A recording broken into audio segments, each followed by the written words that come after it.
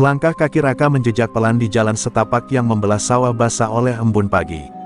Kabut tebal menggantung rendah, menyelimuti desa kecil tempat ia tumbuh, desa yang baginya adalah kenangan, luka, dan janji yang belum sempat ditepati. Setelah 7 tahun merantau ke Kalimantan, bekerja sebagai buruh di pelabuhan Batubara, hari ini akhirnya ia pulang. Di balik punggungnya, tas lusuh menggantung berat, tapi jauh lebih berat adalah hatinya yang dipenuhi bayang-bayang masa lalu. Desa Waringin Jati masih tampak seperti dulu, sunyi, dingin, dan seolah tak tersentuh waktu. Rumah-rumah tua berjajar dengan atap berlumut, suara kokok ayam terdengar samar, dan aroma tanah basah menyengat dalam paru-paru. Raka memandangi jalanan kecil yang pernah ia lewati bersama Laras, gadis desa yang ia tinggalkan dengan janji setia, "Tunggu aku kembali. Aku akan menjemputmu." Janji itu ia simpan dalam-dalam, menjadi bahan bakar harapan selama bertahun-tahun kerasnya hidup di tanah orang. Namun, ada yang aneh pagi itu. Wajah-wajah yang menyambutnya di jalan tampak asing dan dingin. Beberapa tetangga yang dulu ramah hanya mengangguk singkat, bahkan ada yang membuang muka. Anak-anak tak lagi berlari menyapa seperti dulu.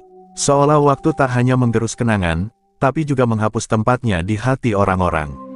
Raka melangkah menuju rumah tuanya yang kosong dan berdebu. Ibunya telah meninggal 3 tahun lalu, dan sejak itu rumah ini tak lagi berpenghuni. Ia membuka pintu dengan kunci yang ia simpan selama ini, dan disambut debu tebal serta aroma kayu lapuk. Ia duduk di kursi reyot dekat jendela, memandang keluar dengan mata nanar. Di sanalah, tepat di bawah pohon sawo itu, dulu Laras suka berdiri, menunggu dengan senyum manis dan mata berbinar. Angin dingin menyusup melalui celah jendela. Raka merinding bukan karena udara pagi, tapi karena desakan rindu yang datang tanpa ampun. Ia bangkit, membuka laci tua di ruang tengah, dan menemukan kotak kecil berisi surat-surat Laras yang dulu rajin dikirimkan. Ia membaca satu demi satu, tulisannya masih sama, rapi, hangat, dan penuh cinta. Namun surat terakhir berakhir aneh. Tidak ada salam penutup, hanya kalimat, "Jika kau kembali, aku akan tetap di tempat yang sama." Tergerak oleh rasa rindu, Raka memutuskan pergi ke bukit kecil di ujung desa. Tempat itu sakral bagi mereka, tempat pertama kali ia menggenggam tangan Laras. Ia berjalan menembus kabut yang semakin pekat, hingga tak sadar air mata mulai jatuh membasahi pipinya. Ia tak tahu mengapa hatinya terasa berat, ada sesuatu yang menggantung di udara, sesuatu yang tidak ia mengerti. Sesampainya di bukit, Raka terpaku. Di bawah pohon pinus yang rindang, berdiri seorang gadis bergaun putih, rambutnya panjang tergerai, memandang ke arahnya. Laras, wajah itu tak berubah, senyum itu masih sama. Raka berlari, memanggil namanya, dan Laras menjawab dengan suara yang begitu familiar. Dunia seolah hening, waktu berhenti. Raka tak tahu bahwa pelukan pertama yang akan ia dapatkan, adalah pelukan dari seseorang yang tak lagi berada di dunia yang sama. Kabut menebal, burung-burung berhenti berkicau, dan di kejauhan, angin membawa bisikan samar, sebuah peringatan dari alam, bahwa cinta yang tak selesai, bisa kembali dengan cara yang tak pernah diduga. Laras, suara Raka lirih nyaris tertelan angin. Gadis itu menoleh perlahan, senyum yang ia rindukan selama bertahun-tahun merekah lembut di wajahnya. "Aku tahu kamu akan kembali," ucap Laras dengan suara yang nyaring namun mengandung gema aneh. Raka terdiam sejenak, hatinya bergemuruh. Ia berjalan mendekat, langkah-langkahnya gemetar di antara kerikil bukit yang lembab. Saat akhirnya mereka berhadapan, Raka nyaris tak bisa menahan air matanya. Ia ingin memeluk Laras, ingin memastikan ini bukan mimpi atau ilusi. Dari rindunya yang tak tertahan, tapi Laras hanya menggenggam tangannya perlahan, hangat namun terlalu ringan, seperti kabut yang disentuh jari. "Kamu masih cantik seperti dulu," ujar Raka, menahan air mata. Laras hanya tersenyum, pandangannya jauh menembus cakrawala yang diselimuti warna senja yang suram. "Kamu kemana saja selama ini?" tanya Raka, suaranya gemetar. "Banyak yang berubah di desa ini. Orang-orang, seperti tak ingin membicarakanmu." Laras mengalihkan pandangan. "Aku hanya menunggumu. Di sini, di tempat kita biasa." Ia tidak menjawab pertanyaan Raka dengan gamblang, hanya menyisakan tanda tanya besar yang membuat dada Raka makin sesak. Tapi dalam euforia pertemuan itu, ia memilih untuk tidak menuntut jawaban. Belum saatnya. Mereka duduk berdampingan di bangku kayu tua yang separuh lapuk. Laras menatap langit, sementara Raka mencuri pandang ke wajahnya. Ada pucat yang tak biasa, tapi sinar di matanya masih sama, cinta yang tulus dan diam. Burung-burung gagak terbang melintasi langit, dan senja perlahan ditelan malam. Entah mengapa, udara terasa jauh lebih dingin daripada biasanya. Aku akan datang besok pagi, kita bisa jalan-jalan ke pasar. Masih ingat es dawet langganan kita? Tanya Raka, mencoba mencairkan suasana. Laras tersenyum samar. Aku akan di sini, seperti biasa. Kata-katanya seperti bergema, seperti berasal dari lorong yang jauh. Raka mengangguk, menepis perasaan aneh yang menyelinap diam-diam dalam benaknya. Sebelum beranjak pergi, Laras berdiri dan memandang Raka dalam-dalam. Apapun yang kamu dengar, jangan langsung percaya. Percayalah pada yang kamu lihat sendiri. Ucapannya menggantung, menyiratkan sesuatu yang tak bisa dijelaskan. Raka mencoba membaca matanya, tapi justru merasa seperti menatap danau gelap yang tenang, damai, tapi menyembunyikan kedalaman yang tak terduga. Raka berjalan pulang melewati kabut malam yang mulai turun, sesekali menoleh ke belakang. Laras masih berdiri di sana, membeku dalam siluet senja. Hatinya senang, tapi juga kacau. Ia tak menyadari bahwa bayangan Laras yang berdiri di sana, tidak pernah berubah sedikit pun sejak ia datang. Dan malam itu, di rumah tuanya, Raka bermimpi aneh. Ia melihat Laras duduk di atas nisan, memandangnya sambil tersenyum sedih. Saat ia terbangun dengan napas terengah, suara detak jam dinding terdengar seperti bisikan, "Aku di sini. Aku menunggumu." Pagi menjelang dengan kabut yang belum juga sirna. Seolah matahari pun enggan menampakkan diri di desa Waringin Jati. Raka bangun dengan kepala berat dan dada sesak, bayangan mimpi semalam masih menggantung seperti asap pekat di pikirannya. Ia mencoba menepisnya, mimpi hanyalah mimpi, pikirnya. Hari ini ia akan bertemu Laras lagi, dan itu cukup untuk membuatnya tersenyum kecil. Ia berjalan menuju bukit tempat mereka bertemu kemarin, membawa 2 bungkus nasi tempe dari warung dekat balai desa. Tapi bukit itu kosong, tak ada siapapun, tidak ada Laras, tidak ada jejak langkah, hanya embun yang menetes pelan dari ranting pinus dan suara angin yang berbisik lirih di antara rerumputan. Raka menunggu, 15 menit, 30 menit, sejam, tapi Laras tak kunjung datang. Dengan hati gundah, ia turun kembali ke desa. Dalam perjalanannya, ia melewati rumah tua keluarga Laras, rumah joglo besar yang dulu selalu ramai dengan tawa. Namun kini bangunannya terbengkalai, jendela-jendela tertutup rapat, halaman dipenuhi ilalang dan daun kering. Raka mencoba mengetuk pagar, berharap melihat seseorang. Tapi tak ada jawaban, tak ada suara, tak ada kehidupan. Ia mencari ke warung dekat jalan utama, tempat biasa orang berkumpul.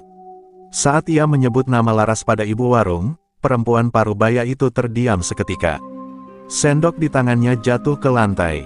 Matanya menatap Raka seakan melihat makhluk asing. "Mas, kamu bilang ketemu Laras?" Tanyanya pelan, hampir berbisik. Raka mengangguk ragu, "Iya, kemarin sore. Kami bicara di bukit." Ibu itu mundur setapak, wajahnya pucat. "Mas, Laras sudah meninggal 5 tahun yang lalu."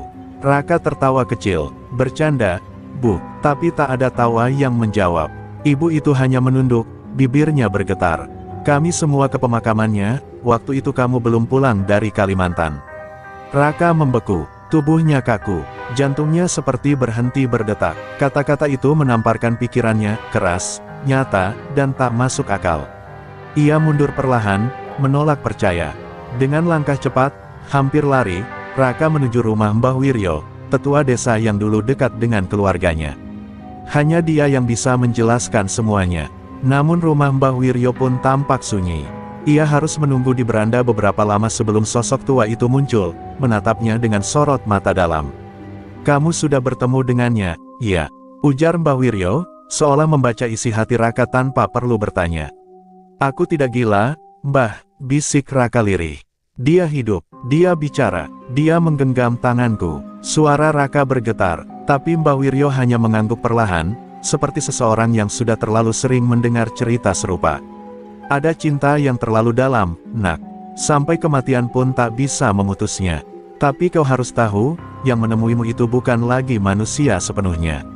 Raka menutup wajahnya dengan kedua tangan, dadanya sesak seperti diikat. Ia tak tahu apakah harus merasa bahagia karena Laras tetap menunggunya, atau takut karena yang menunggunya bukan lagi sosok yang hidup. Dan di kejauhan, dari arah bukit, samar-samar terdengar suara perempuan memanggil namanya, suara yang tak akan pernah ia lupakan seumur hidupnya.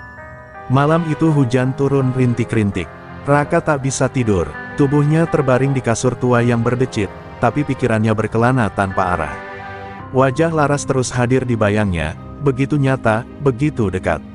Tapi kini setiap senyumnya diiringi pertanyaan besar, siapa sebenarnya yang ia temui? Jika Laras sudah mati, siapa yang menggenggam tangannya kemarin sore?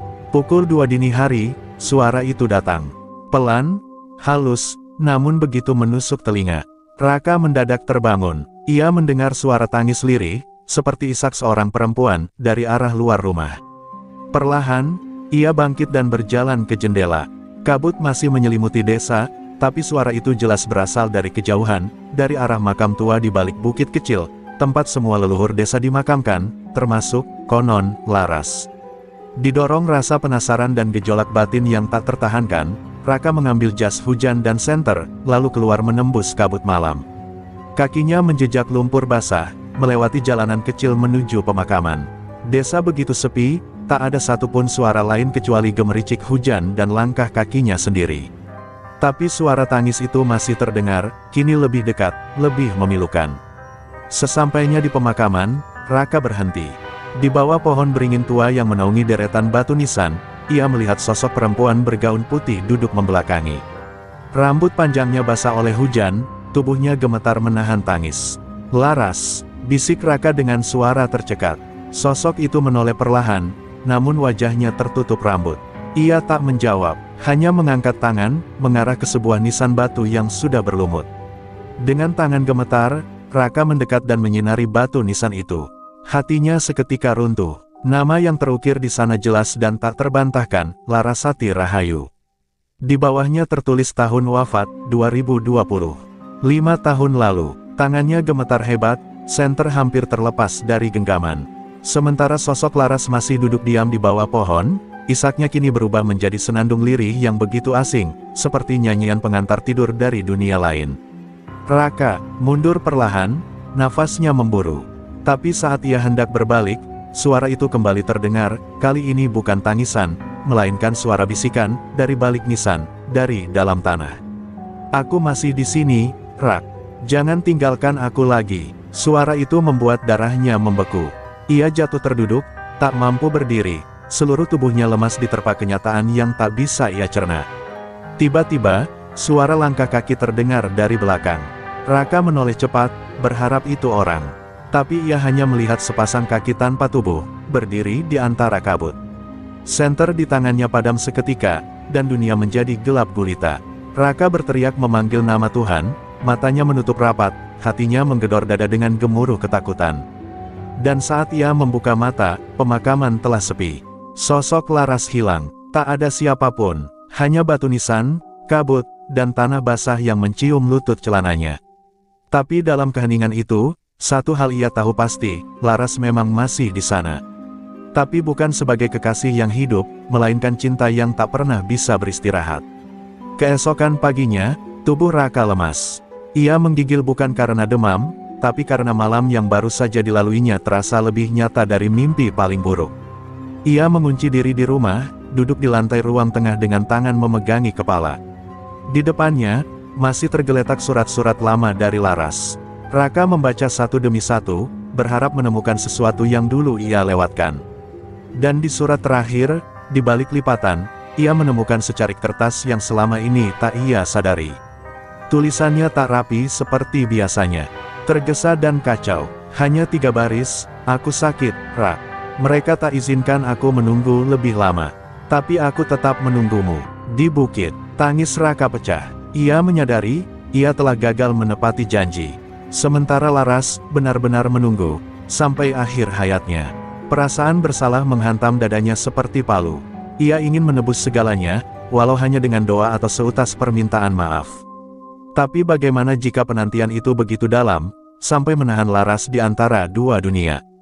Dengan langkah berat, ia mendatangi rumah Bu Marni, sahabat almarhumah ibunya, yang dulu dikenal sebagai dukun bayi dan penjaga tradisi desa. Bu Marni menyambut dengan tatapan waspada, namun setelah Raka menceritakan semuanya, perempuan tua itu menunduk lama. Laras mati membawa luka yang tak selesai, nak, katanya pelan. Ia menunggumu, tapi kematian tak bisa dihentikan. Dan kalau arwahnya masih muncul, berarti ada yang belum ia lepaskan. Apa yang belum ia lepaskan? Tanya Raka nyaris berbisik. Bu Marni memandangnya lama, lalu membuka laci dan mengambil sebuah liontin tua. Ini miliknya, ditemukan di tangan Laras saat ia dikubur. Ia selalu menggenggamnya, katanya pemberianmu. Raka menatap liontin itu dengan mata membelalak. Ia ingat, itu adalah hadiah terakhir sebelum ia pergi. Di dalamnya ada fotonya dan Laras berdua. Raka menerima liontin itu dengan tangan gemetar. Air mata jatuh membasahi benda kecil itu. Kalau kamu benar-benar ingin membantunya tenang, lanjut Bu Marni, datanglah ke makamnya saat malam Jumat Kliwon. Bawa liontin itu, tapi ingat, jangan pernah panggil namanya, jika kau tak siap mendengar jawaban dari yang bukan lagi manusia.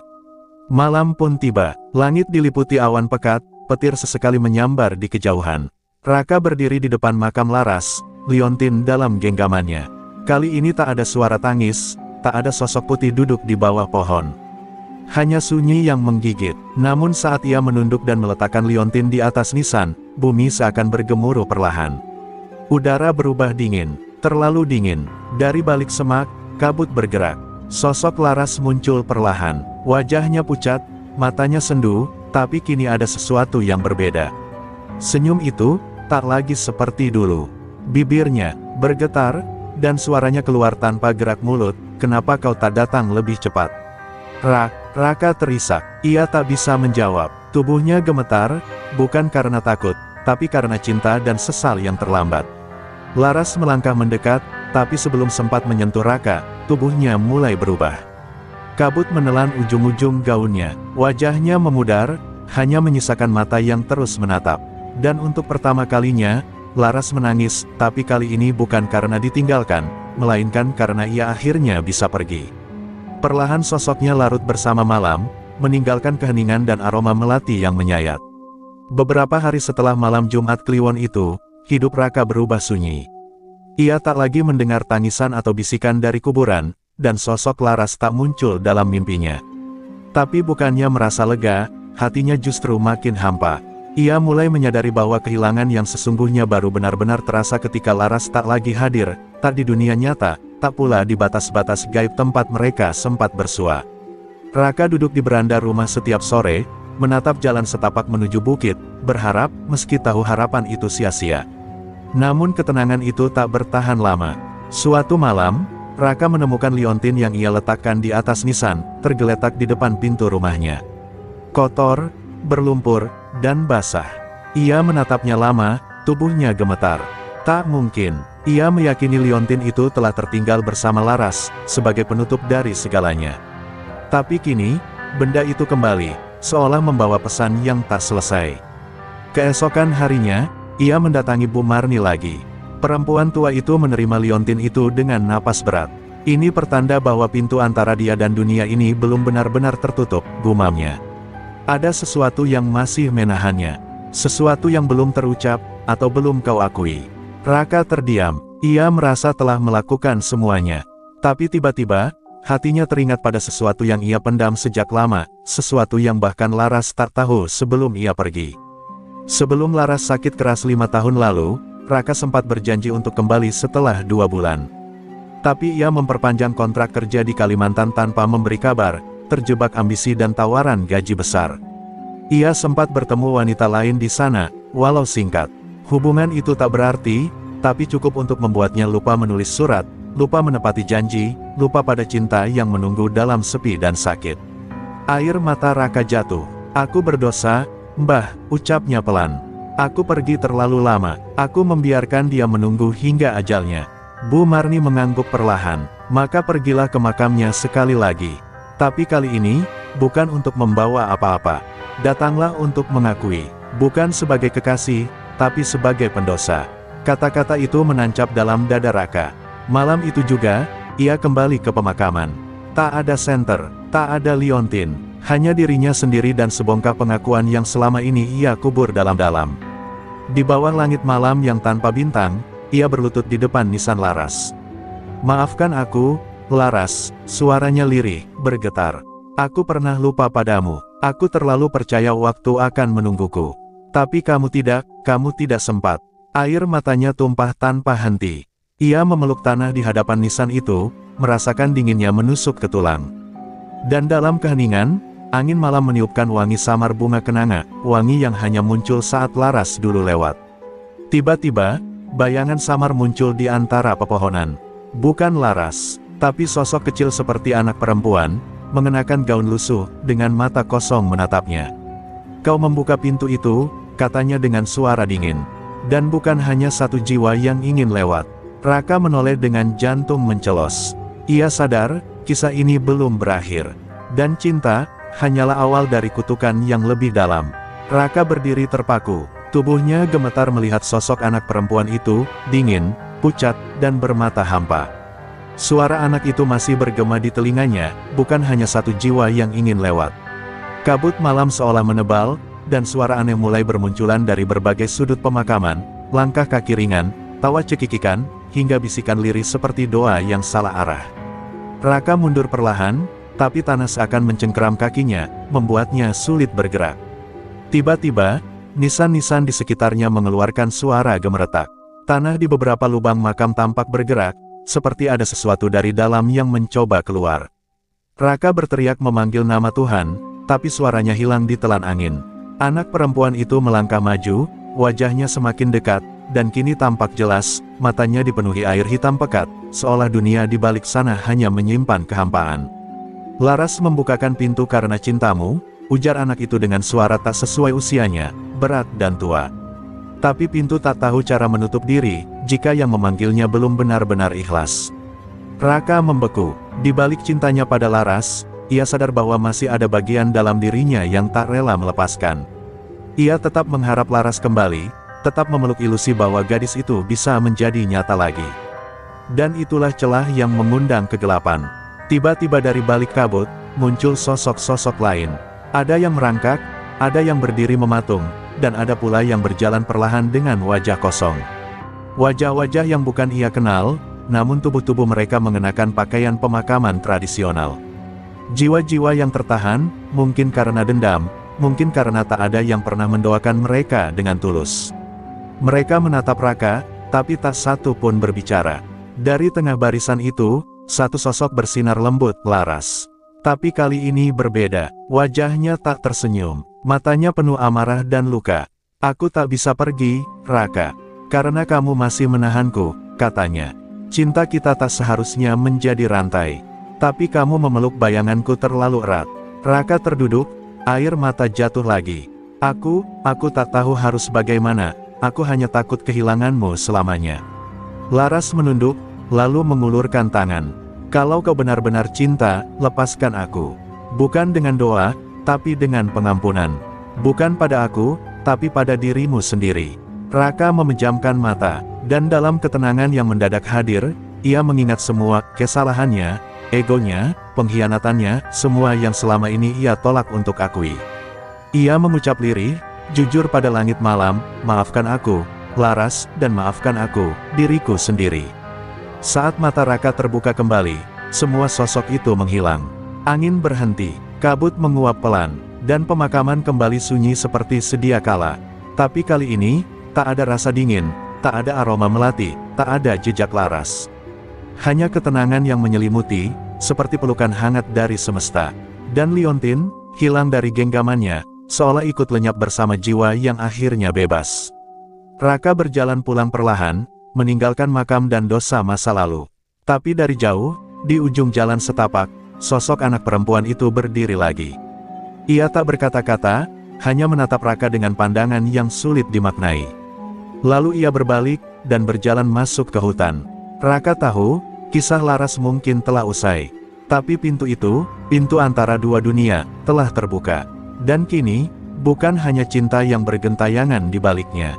Berikut adalah pengembangan bab 8, warisan dari dunia lain, terdiri dari 8 paragraf, melanjutkan langsung dari bab sebelumnya. Tanda hubung tanda hubung tanda hubung.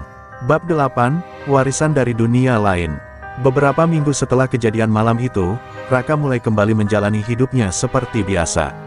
Ia bekerja membantu warga desa, membersihkan balai dusun, bahkan ikut dalam kegiatan pemakaman seorang tetua kampung yang wafat.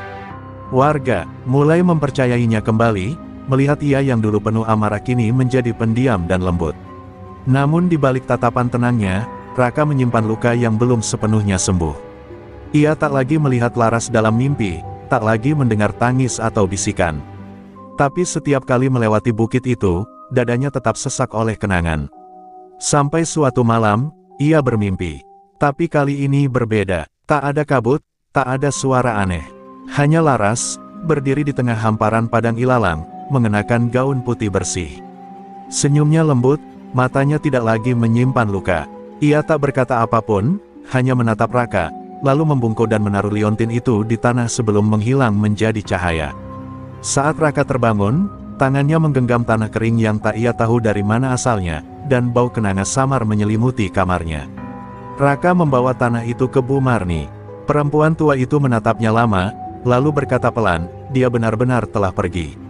Tapi dia meninggalkanmu sesuatu. Raka terdiam, ia tak paham, apa maksudnya. Bu Marni kemudian membakar kemenyan, membaca beberapa doa, dan mengusap tanah itu di atas sebuah mangkuk tanah liat. Seketika, air mata mengalir dari matanya. Kau kini penjaga gerbang, Raka, bisiknya. Gerbang yang pernah kau buka, tidak akan menutup sepenuhnya. Dan kau telah dipilih untuk menjaganya. Perkataan itu menghantam Raka seperti badai. Ia hanya ingin menebus dosanya, bukan menjadi bagian dari dunia tak kasat mata. Namun Bu Marni menjelaskan lebih lanjut. Sejak pintu antara dunia arwah dan dunia manusia terbuka melalui cinta dan luka Raka kepada Laras, roh-roh yang selama ini tertahan menemukan celah. Dan kini, agar mereka tak berkeliaran bebas, harus ada seseorang yang mampu mengantar mereka kembali, atau menenangkan mereka agar tidak gentayangan. Bukan kamu yang memilih ini, Nak, kata Bu Marni. Tapi jiwamu sudah terikat. Kamu pernah menjadi alasan satu jiwa terperangkap. Maka semesta menugaskanmu untuk menjadi penuntun bagi yang lain. Raka merasa marah, takut, tapi juga tenang. Ada bagian dari dirinya yang merasa ini semacam penebusan. Dan mungkin, ini cara Laras membimbingnya bahkan setelah kepergiannya, menjadikan Raka bukan hanya kekasih yang terlambat, tapi jiwa yang menyelamatkan. Beberapa malam kemudian, Raka bermimpi lagi. Kali ini ia melihat anak perempuan yang dulu menemuinya di pemakaman. Tapi ia tersenyum kini, tak lagi menyeramkan. Ia menunjuk ke arah hutan belakang desa, lalu menghilang. Keesokan harinya, Raka mengikuti isyarat itu dan menemukan satu makam tua, ditutupi ilalang dan tak bernisan. Ia bersihkan makam itu, berdoa, dan meletakkan bunga. Angin berhembus lembut seolah berterima kasih. Sejak hari itu, Raka mulai mendengar panggilan samar setiap malam Jumat. Bisikan lirih, permintaan tolong, atau tangisan sekejap. Tapi kini ia tak takut. Ia tahu, setiap suara itu adalah jiwa yang ingin pulang. Dan ia, dengan doa dan keberanian, akan menuntun mereka. Ia bukan lagi Raka yang melarikan diri dari luka. Ia kini penjaga sunyi, yang tak lagi mencintai bayangan, tapi memberi cahaya pada yang terlupakan. Namun jauh di balik semua itu, sesuatu yang lebih besar sedang bergolak.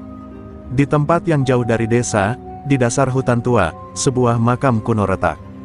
Dan dari dalamnya, terdengar suara yang berbeda. Bukan tangis, bukan doa, tapi tawa, dingin dan panjang. Karena di balik setiap jiwa yang ingin pulang, selalu ada satu, yang ingin tinggal dan menguasai. Beberapa malam setelah ia menuntun roh anak perempuan menuju ketenangan, Raka mulai merasakan sesuatu yang aneh. Suara-suara yang dulu lirih kini terdengar kasar, menyayat, bahkan disertai jeritan marah. Aroma kenanga berganti menjadi bau amis dan anyir, seperti darah dan daging busuk. Panggilan itu tak lagi datang hanya pada malam Jumat, tapi hampir setiap malam, dan bukan dari satu arah, melainkan dari segala penjuru. Sesuatu yang gelap telah terbangun. Bu Marni memandang Raka dengan tatapan penuh duka. Ada yang ikut terbuka, Nak. Bukan roh yang tersesat, tapi yang sengaja dikurung sejak dulu kala. Ia lalu bercerita tentang Puger Wesi, sosok leluhur jahat yang dulu dikutuk warga desa karena membangkitkan arwah dengan niat menaklukkan kematian. Ia dikubur hidup-hidup di hutan tua, dan disegel dengan tanah keramat, mantra, dan darah suci. Tapi pintu yang dibuka oleh cinta dan penyesalan, tak bisa memilih siapa yang keluar. Raka merasa dadanya berat, seolah ada sesuatu yang mengintai dari balik bayangan di setiap sudut rumah. Malam itu, ia melihat sosok tinggi besar berdiri di halaman, tubuhnya hitam legam, matanya menyala merah, dan senyumnya seperti sayatan luka. Sosok itu hanya menatap, lalu menghilang begitu saja. Tapi aroma belerang dan darah tertinggal sampai pagi. Dan Raka tahu, ia telah melihat Puger Wesi. Tak lama kemudian, desa diguncang rentetan kejadian ganjil. Bayi menangis tanpa henti hingga kejang, ayam mati mendadak dengan mata membelalak, dan warga mulai bermimpi buruk serempak, semua tentang seorang lelaki tua berambut gimbal yang tertawa sambil menanam kepala manusia di tanah. Kepala dusun bahkan ditemukan pingsan di ladang, dengan tanah di sekeliling tubuhnya gosong membentuk simbol aneh. Warga panik, dan beberapa mulai menyalahkan Raka. Tapi sebelum mereka menuduh lebih jauh, Bu Marni maju dan bersaksi bahwa Raka adalah penjaga yang ditunjuk oleh semesta. Ia memohon agar mereka memberi waktu dan kepercayaan padanya, karena jika Puger Wesi tak dihentikan, bukan hanya desa ini, tapi dunia bisa retak batasnya. Dengan berat hati, warga mengangguk. Dan malam itu, Raka memutuskan akan pergi ke hutan tua, ke makam yang telah retak, dan mengakhiri semuanya, apapun risikonya. Dengan membawa tas kecil berisi air doa, dupa, dan liontin peninggalan Laras yang kini kembali tergantung di lehernya, Raka menapaki hutan tua dalam diam. Setiap langkah terasa seperti ditelan bumi. Angin tak berembus, suara jangkrik tak terdengar. Sunyi yang menyiksa, seperti dunia menahan napas menanti akhir. Di tengah hutan, ia menemukan makam retak itu. Tanahnya terbuka, dan dari dalam, uap hitam pekat membubung. Tiba-tiba, dari dalam kabut uap, muncul Puger Wesi. Sosoknya tinggi menjulang, kulitnya seperti kayu terbakar, dan di dadanya tergantung kalung dari jari-jari manusia. "Kau, anak dari penyesalan," katanya. "Kau membuka gerbang untuk cinta. Kini biarkan aku memasukinya untuk kekuasaan."